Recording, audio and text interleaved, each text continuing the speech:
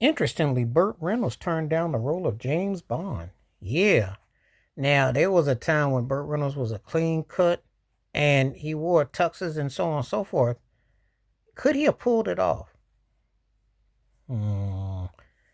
You know, it's been labeled towards British men, and I don't know if Burt Reynolds would have necessarily. He was a leading man, but he was kind of like, was it that kind of suave? Was it really like debonair with the fancy car and the whole nine? I don't know. I don't know. When I think of Roger Moore and I think of Burt Reynolds, I don't know. That's kind of not in the same playing field style wise. Style wise. Acting wise, you can debate who was better, but when you play a character like James Bond, it requires a certain sophistication. And Burt Reynolds was always kind of like what I thought of as a middle of the road cat who one part tough guy, one part smart aleck, and a guy that kind of was like a hybrid of different things, but I couldn't necessarily see him being this debonair dude with the clothes and the whole nine like that. I just think I don't think it quite hit that way. But it was interesting. He said he was offered the role. He said he regretted it. He said, but he couldn't see an American playing James Bond. Hmm. When you think about some of the roles he was in, I remember, obviously Smokey and the Bandit. That was one. Deliverance. Those kind of roles. North Dallas 40. He had different kind of roles. Sharky's Machine. Sometimes when he played a detective, a tough guy role, kind of like, but he was like, he wasn't, he didn't have the sneer and the snare that Clint Eastwood or Charles Bronson had. He was kind of like a broke version of them, but yet he had like a leading man appeal.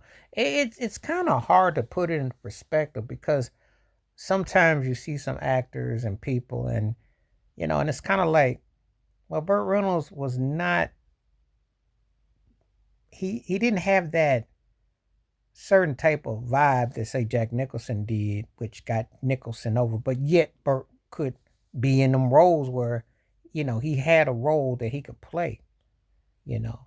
The longest yard, he had some movies where he was one of those dudes that it was slightly better than middle of the road, but it was never top tier. Wasn't low tier, but it wasn't top tier. So he kind of yo-yoed in a certain position and capacity. But this is interesting that he was offered James Bond and he turned it down. And I don't know how that would have worked. I don't know. I don't know if he could have. I don't even know if he could have pulled it off. That's what makes it so interesting.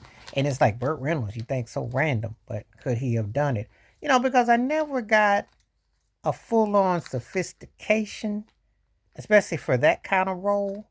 So it's interesting when you do these segments where you find out roles and people offer certain type of jobs, and then you got to psychologically kind of like put it in perspective, like, could he have done that? How would that have worked? Would it have worked? How it fits? Where does it fit?